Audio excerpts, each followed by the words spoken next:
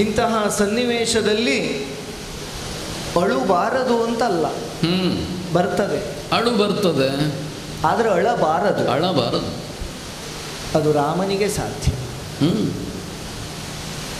ಧಾರಾಕಾರವಾಗಿ ಸುರಿಯಲೇಬೇಕಾದಂತಹ ಕಣ್ಣೀರು, ಅದನ್ನಾದರೂ ಧರ್ಮವೆಂಬ ಕಟ್ಟೆಯಿಂದ ಕಟ್ಟಿ ಹಿಡಿದಿಟ್ಟುಕೊಳ್ಳಬಹುದಾದಂತಹ ಮಹೋನ್ನತವಾದಂತಹ ವ್ಯಕ್ತಿತ್ವ.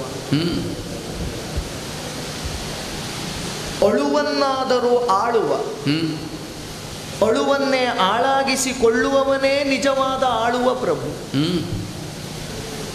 ಸಮಯ ಸನ್ನಿವೇಶ ಬಂದಾಗಲೆಲ್ಲ ಅಳುತ್ತ ಕೂರುವವ ಅಲ್ಲ ಆಳಬೇಕಾದವ. ನೀನು ಅಳುವನ್ನು ಆಳಬಲ್ಲೆ. ನಿನ್ನೆದುರಿಗೆ ಇದ್ದೂ ಅಳುವನ್ನು ನಿಯಂತ್ರಿಸುವ ಸಾಮರ್ಥ್ಯ ನನಗಿನ್ನೂ ಬಲೀಲಿಲ್ಲ.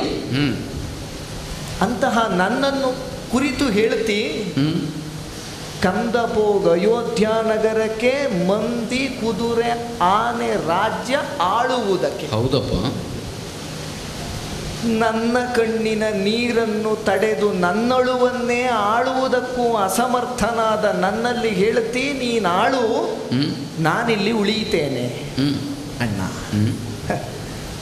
ಅಯೋಧ್ಯೆನಲ್ಲೋ ನಾನು ಆಳಬೇಕಾದದ್ದು. ಹೌದು. ಇದೇನು?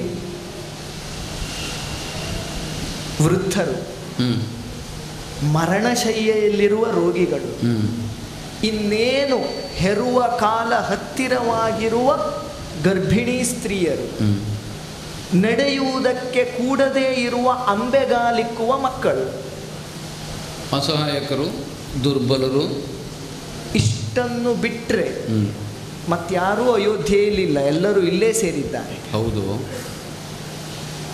ಯಾವ ಅಯೋಧ್ಯೆಯನ್ನು ನೀನು ಆಳಬೇಕು ಎನ್ನುವ ಹಾಗೆ ಸೂಚಿಸ್ತಾ ಇದ್ದೀಯೋ ಆ ಅಯೋಧ್ಯೆಯೇ ಇಲ್ಲಿದೆ. ಅಯೋಧ್ಯೆಯೇ ಬಂದದ್ದು ಯಾಕೆ? ಭರತನೇ ಆಳಬೇಕಾದದ್ದು ಅಂತ ಆದರೆ ಅಯೋಧ್ಯೆಯಲ್ಲಿಯೇ ಉಳಿಯುತ್ತಿತ್ತು ಅಲ್ಲ.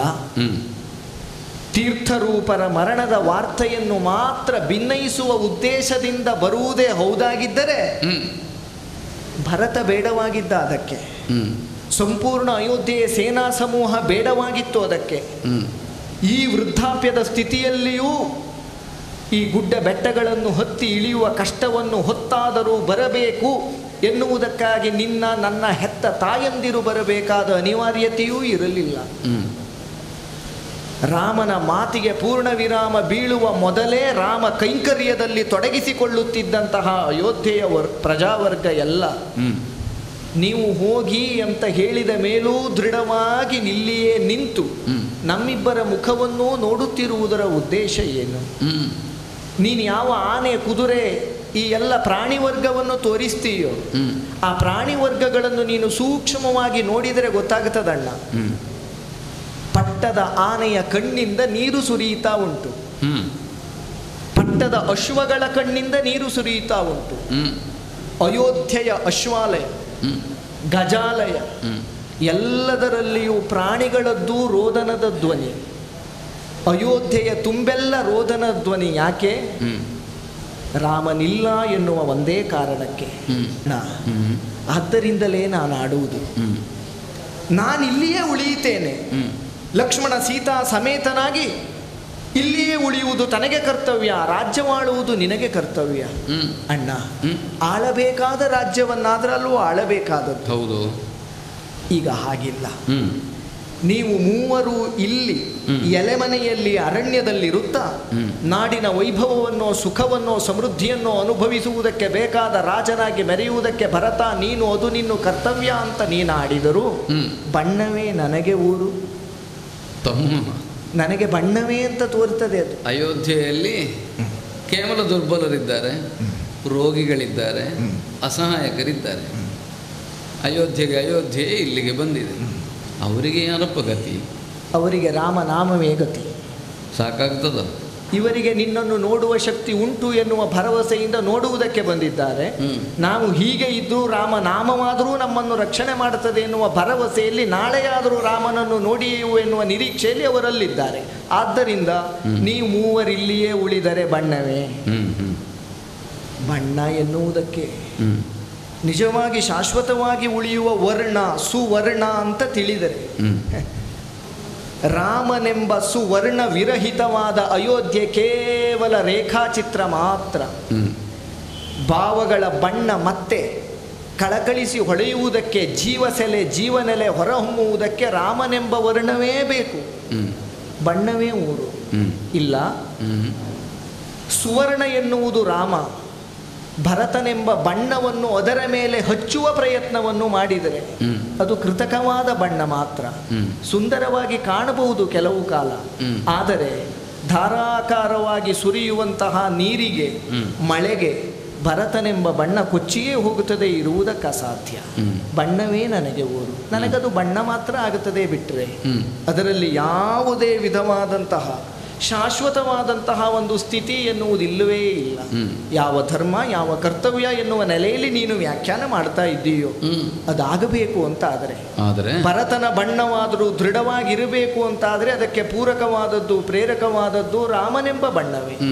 ಹೇಗೆ ಸೂರ್ಯನ ಪ್ರಕಾಶದಲ್ಲಿಯೇ ಚಂದ್ರನಾದರೂ ರಾತ್ರಿ ಹೊಳೆಯುತ್ತಾನೋ ಅದೇ ನೆಲೆಯಲ್ಲಿ ನೀನಾಡಿದೆ. ಅಯೋಧ್ಯೆಗೆ, ಸೂರ್ಯವಂಶಕ್ಕೆ ಪ್ರತಿ ಚಂದ್ರ ನೀನು. ಹೌದು, ಪ್ರತಿ ಚಂದ್ರನಾದರೂ ಅವನ ಬೆಳಕು ಸ್ವತಂತ್ರ ಅಲ್ಲವಲ್ಲ. ಚಂದ್ರನಿಗಾದರೂ ಬೆಳಕು ತುಂಬುವವನು ಸೂರ್ಯನೇ ಹೌದು ಅಂತ ಆದರೆ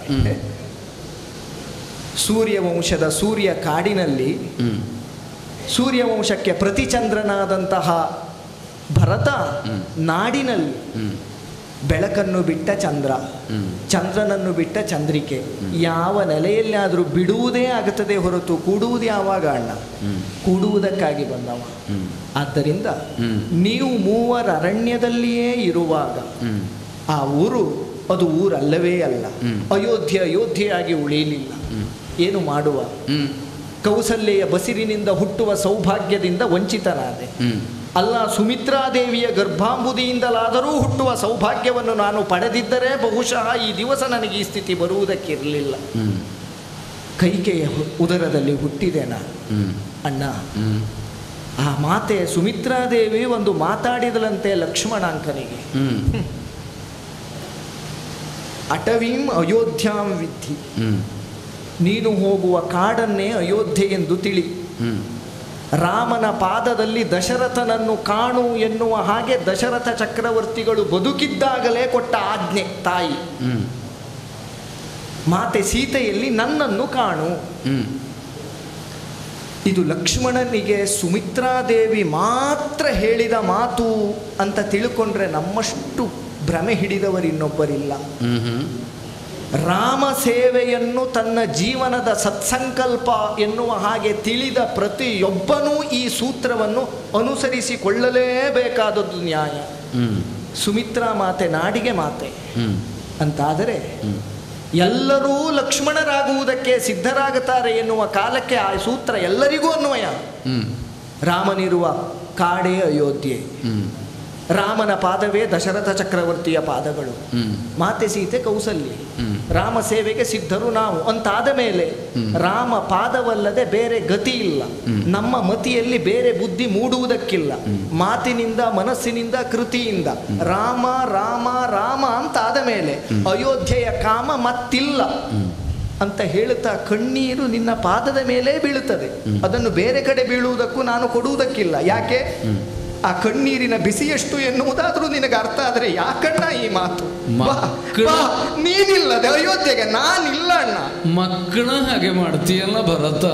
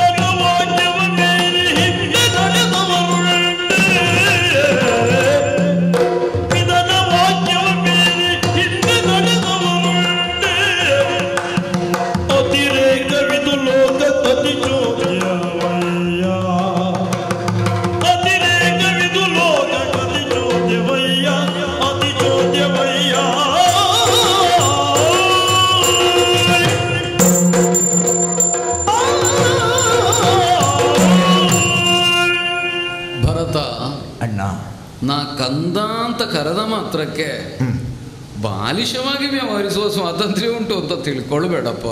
ಬಾಲಕನೇ ಅಲ್ಲೋನ. ನನ್ನಷ್ಟು ಅಲ್ಲದೆ ಇದ್ರು ಒಂದು ದಿವಸಕ್ಕಾದರೂ ತಮ್ಮ ಹೌದಲ್ಲ, ಒಂದೇ ದಿವಸಕ್ಕೆ ತಮ್ಮ ಅಲ್ವಾ? ಇದು ಎರಡು ಮುಖ ಇಲ್ವೋ ಅದಕ್ಕೆ? ಭರತ, ರಾಮಾಭಿಮಾನ ನಿನ್ನಲ್ಲಿ ಅಧಿಕವಾಗಿದೆ ನನಗೆ ಗೊತ್ತಿದೆ. ನಿನ್ನಲ್ಲಿ ಏನೋ ಬಂದ ಇವರಲ್ಲೆಲ್ಲ ಇದೆ. ಹಾಗೆಂತ ನಾವು ಭಾವವಶರಾಗಿಯೇ ವ್ಯವಹರಿಸಬೇಕಾದವರ, ನಾವು ಬುದ್ಧಿ ನಿರ್ದೇಶಿಸಿದಾಗ ಹೋಗಬೇಕಾದವರಲ್ವ ತಮ್ಮ? ನಮ್ಮ ವಂಶ ಗೌರವ ಏನು, ನಾವು ಯಾರು, ಇದನ್ನು ಆಲೋಚಿಸಬೇಕು ನೀನು. ಇನಕುಲದ ರಾಯರಲ್ಲಿ ಜನಿಸಿರ್ತು, ಬೇರೆ ಯಾರೋ ಏನೋ ಮಾಡಿದ್ರು ಅಂತಾದರೆ ಆಗ ಅವರ ವ್ಯವಹಾರದಲ್ಲಿ ಧರ್ಮ ಉಂಟೋ ಇಲ್ವೋ ಸೂಕ್ಷ್ಮಾವಲೋಕನ ಮಾಡುವವರೂ ಇಲ್ಲ. ಒಂದು ವೇಳೆ ಅಧರ್ಮಾಚರಣೆ ಮಾಡಿದರೂ ಅಪರಾಧ ಗಹನವಾಗುವುದಿಲ್ಲ. ಆದರೆ ನಮ್ಮಂಥವರು, ನಮ್ಮ ಹಿನ್ನೆಲೆ ಏನು ಅಂತ ತಿಳಿದವರು, ಅದನ್ನು ಮುಂದುವರಿಸಬೇಕಾದ ಹೊಣೆ ಹೊತ್ತವರು, ನಾವು ವ್ಯವಹರಿಸುವಲ್ಲಿ ಒಂದಿನಿತು ನ್ಯೂನತೆ ಕಂಡರೂ ಅದು ಪ್ರಜ್ಞಾಪರಾಧವಾಗ್ತದೆ ತಮ್ಮ. ಏನು ಪ್ರಜ್ಞಾಪರಾಧ ಅಂತಂದರೆ ಇದು ತಪ್ಪು ಅಂತ ಪ್ರಜ್ಞೆಯಿಂದ ತಿಳಿದರೂ ಅದನ್ನೆಸಗುವುದು ಪ್ರಜ್ಞಾಪರಾಧ. ನಾವು ಹಾಗೆ ಮಾಡಕೂಡದು ತಮ್ಮ. ಎಂತೆಂಥ ಘನ ಮಹಿಮಾನ್ವಿತರಾದಂತಹ ರಾಜವಂಶ, ರಾಜಮಹಾರಾಜರು ಹುಟ್ಟಿದ ವಂಶ ನಮ್ಮದು. ಅಂಥವರ ಉತ್ತರಾಧಿಕಾರಿಗಳಾಗಿ ಸಂಚರಿಸಿ ಬಂದಿದ್ದೇವೆ. ಉತ್ತರಾಧಿಕಾರ ಅಂತಂದರೆ ಕೇವಲ ಸಿಂಹಾಸನಾಧಿಕಾರ ಅಲ್ವಲ್ಲ, ಅವರು ಯಾವುದನ್ನೆಲ್ಲ ಪ್ರತಿನಿಧಿಸ್ತಾ ಇದ್ರೋ ಅದೆಲ್ಲವನ್ನು ನಾವು ಪ್ರತಿನಿಧಿಸ್ತಾ ಮುಂದುವರಿಬೇಕಾದವರು. ನಾಳೆ ನಾವೇನಾದರೂ ಅಣ್ಣ, ತಮ್ಮ, ತಂದೆ, ತಾಯಿ, ಬಂಧು ಬಳಗ ಈ ಸಂಬಂಧ ವ್ಯಾಜದಿಂದ ಭಾವವಶರಾಗಿ ತಪ್ಪಿದರೆ ಆಗ ಪ್ರತಿಯೊಬ್ಬನೂ ನಮ್ಮನ್ನು ನೋಡಿ ತೋರಿಸುವುದಿಲ್ವ ತಮ್ಮ? ಸೂರ್ಯವಂಶೀಯರಾಗಿ ಹೀಗೆ ವ್ಯವಹರಿಸಬಹುದೇ ಇವರು? ಕೆಲವು ಸಲ ಮಾಡಿದ್ದುಂಟಂತೆ ಪೂರ್ವದಲ್ಲಿ. ಅಂಥವರಿಗೆ ಒದಗಿದ ಸ್ಥಿತಿ ಏನು ಅನ್ನೋದನ್ನು ಲಕ್ಷಿಸಬೇಕು. ವಂಶಕ್ಕೆ, ಧರ್ಮಕ್ಕೆ ವಿರೋಧವಾಗಿ ಯಾರು ನಡ್ಕೊಂಡ್ರೋ ಅವರೆಲ್ಲ ಸಂಬಂಧಚ್ಯುತರಾಗಿ ವಂಶಬಾಹಿರರಾಗಿ ಹೋದರು. ನಾವು ಅದನ್ನು ಮಾಡಕೂಡೋದಲ್ಲ. ನನ್ನ ಕುರಿತು ಪ್ರೀತಿ ಸಹಜವೇ, ಒಪ್ಪೋಣ. ಹಾಗೆಂತ ಕರ್ತವ್ಯವನ್ನು ನಿರ್ವಹಿಸುವಲ್ಲಿ ಭಾವವೆಂಬುದು ಆತಂಕವಾಗಿ ಒದಗಕೂಡದು. ಆದ್ದರಿಂದಲೇ ಏನೇ ಇದ್ದರೂ ಅದೆಲ್ಲವನ್ನು ನಮ್ಮ ಕರ್ತವ್ಯದ ಪ್ರಜ್ಞೆಯಿಂದ ನಾವು ಮರೆಯಬೇಕಾಗ್ತದೆ. ಇಲ್ಲದೇ ಇದ್ರೆ ದೇಶ ಉಳಿದೀತೋ, ರಾಜ್ಯ ಉಳಿದೀತೋ, ಧರ್ಮ ಉಳಿದೀತೋ. ಹಾಗಾಗಿ ಇನಕುಲದ ರಾಯರಲ್ಲಿ ಜನಿಸಿರ್ತು ಧರ್ಮವನ್ನು ಮೀರಿ ನಡೆಯುವ ಹಕ್ಕು ನಮಗಿಲ್ಲ. ಏನಿದ್ರೂ ಆ ಚೌಕಟ್ಟಿನ ಒಳಗೇ ನಾವು ವ್ಯವಹರಿಸಬೇಕಾದವರು. ಈ ನೆಲೆಯಿಂದ ಆಲೋಚಿಸಿದರೆ ನಮಗೆ ಪಥ ನಿರ್ದೇಶನ ನಮ್ಮ ಪೂರ್ವಜರಿಂದಲೇ ಒದಗಿ ಬರ್ತದೆ. ಎಲ್ಲಿ ತಮ್ಮ ಪ್ರಾಣಕ್ಕಾಪತ್ತು ಬಂದಾಗಲೂ ಧರ್ಮಚ್ಯುತರಾಗದೇ ವ್ಯವಹರಿಸಿದ್ರು, ಎಲ್ಲಿ ತಮ್ಮ ಮೈಯ ಮಾಂಸವನ್ನಾದರೂ ಕೊಡಬೇಕಾಗಿ ಬಂದಾಗಲೂ ಧರ್ಮಚ್ಯುತರಾಗದೆ ವ್ಯವಹರಿಸಿದರು, ಎಲ್ಲಿ ತಮ್ಮ ಮಗನನ್ನೇ ತ್ಯಾಗ ಮಾಡಬೇಕಾಗಿ ಬಂದಾಗಲೂ ಧರ್ಮಚ್ಯುತರಾಗದೆ ವ್ಯವಹರಿಸಿದರು. ಅಂತಹ ವಾಂಶಿಕವಾದ ಪರಂಪರೆಯ ಮುಂದುವರಿಸುವ ಹೊಣೆ ಹೊತ್ತ ನಾವು, ಅಣ್ಣ ನೀನಿಲ್ಲದೇ ಇದ್ದರೆ ನನಗೆ ಊರು ಬಣ್ಣ ಅಲ್ಲ, ನಿನ್ನ ಅಂತರಂಗದಲ್ಲಿರುವುದು ಪ್ರಾಮಾಣಿಕವಾದ ಭ್ರಾತೃಪ್ರೇಮವೇ ನನಗೆ ಅರ್ಥವಾಗ್ತದೆ, ಆದರೆ ಅದನ್ನು ಕಾಣಿಸುವುದಕ್ಕಿದು ವಿಧಾನವಲ್ಲ. ಹಾಗಾದರೆ ಏನು? ದಶರಥನ ಪುತ್ರನಾಗಿ ನಾ ಮಾಡಬೇಕಾದ ಕರ್ತವ್ಯವನ್ನು ಧರ್ಮದ ನೆಲೆಯಿಂದ ನಾ ಹೇಗೆ ಗ್ರಹಿಸಿದನೋ ಹಾಗೆಯೇ ನೀನು ನಿನ್ನ ಕರ್ತವ್ಯವನ್ನು ಧರ್ಮದ ನೆಲೆಯಿಂದ ಗ್ರಹಿಸತಕ್ಕದ್ದು. ಅಯೋಧ್ಯೆಯಲ್ಲಿ ಅನಾಥರಿದ್ದಾರೆ ಅಂತ ನೀನಾಡುವಲ್ಲಿಯೇ ಅವರು ಅನಾಥರಾಗುವುದಕ್ಕೆ ಕಾರಣವೇ ನೀ ಹೊರಗೆ ಬಂದದ್ದು. ತಮ್ಮ ಅಯೋಧ್ಯೆಗೆ ನಾಥನಾಗು, ಸೂರ್ಯವಂಶಕ್ಕೆ ನಾಯಕನಾಗು.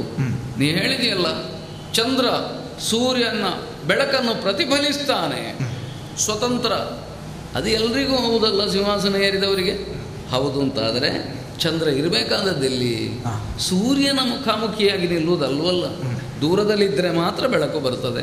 ಹಾಗಾಗಿ ಅಯೋಧ್ಯೆಗೆ ಹೋಗಬೇಕಾದವ, ಹೋಗಲೇಬೇಕಾದವ, ಹೋಗಪ್ಪ ಅಣ್ಣ.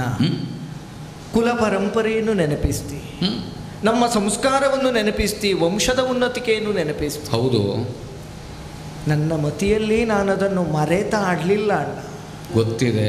ಅದು ನೆನಪಾಗಿಯೇ ಆಡಿದ್ದು. ಕೇಳುವ, ಇದಲ್ವೋ ವಂಶದ ಉನ್ನತಿ. ನಿರ್ಮಲದಲ್ಲಿ ಜ್ಯೇಷ್ಠ ಸುತನಿರಲಾತನ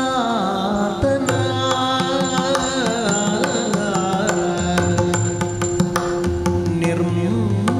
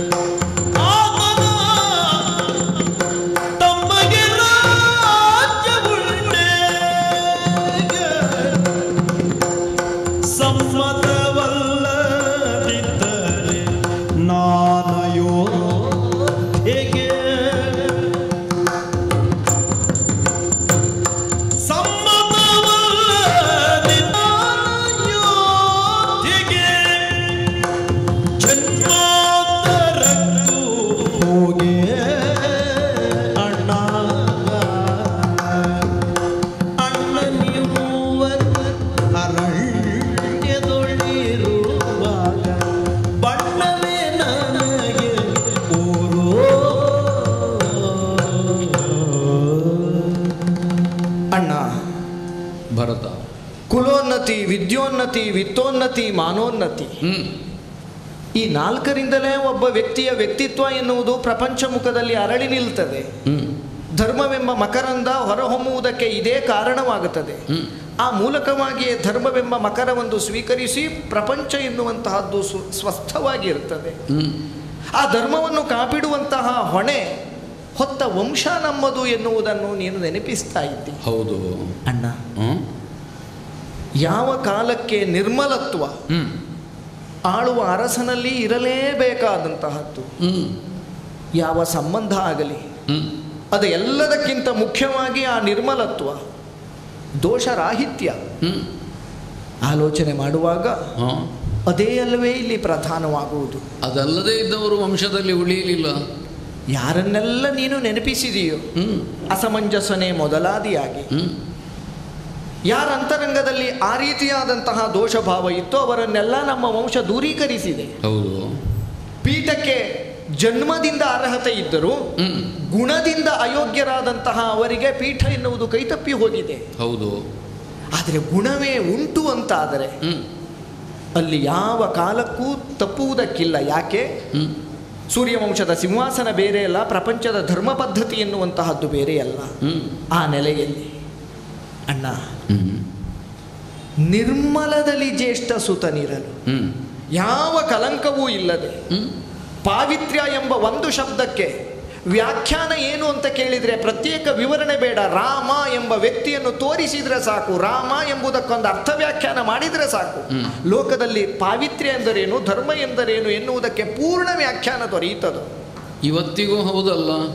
ಖಂಡಿತವಾಗಿಯೂ. ಅದೇ ನಮ್ಮ ಕುಲ ಪರಂಪರೆಯನ್ನು ನೆನೆಸಿಕೊಂಡ್ರೆ ಇಡೀ ಪ್ರಪಂಚಕ್ಕೆ ಧರ್ಮಶಾಸ್ತ್ರವನ್ನು ಬರೆದುಕೊಟ್ಟಂತಹ ಯಾವ ಮಹಾಮಹಿಮಾ ಮನು ಚಕ್ರವರ್ತಿ, ನಮ್ಮ ವಂಶದ ಮೂಲ ಪುರುಷ. ಅವನ ಸೂಚನೆ ಅದೇ ಅಲ್ಲವೇ? ಅಸ್ಮಿನ್ ಕುಲೇಹಿ ಪೂರ್ವೇಶಾಂ ಜ್ಯೇಷ್ಠೋ ರಾಜ್ಯೇಭಿಷಿಚ್ಯತೆ. ಹೌದು. ಅಪರೇ ಭ್ರಾತರಃ ತಸ್ಮಿನ್ ಅನುವರ್ತಂತೆ ಸಮಾಹಿತಾಃ. ಈ ಕುಲದಲ್ಲಿ ನಿರ್ಮಲದಲ್ಲಿರುವಂತಹ ಜ್ಯೇಷ್ಠನೇ ರಾಜ್ಯಾಧಿಕಾರಿಯಾಗಬೇಕು. ಹೌದು. ಇಕ್ಷ್ವಾಕೂಣಾಂ ವಿಶೇಷತಃ ಇಕ್ಷ್ವಾಕು ವಂಶದವರು ಈ ಧರ್ಮವನ್ನು ವಿಶೇಷವಾಗಿ ಪಾಲನೆ ಮಾಡಿಕೊಂಡು ಬಂದವರು.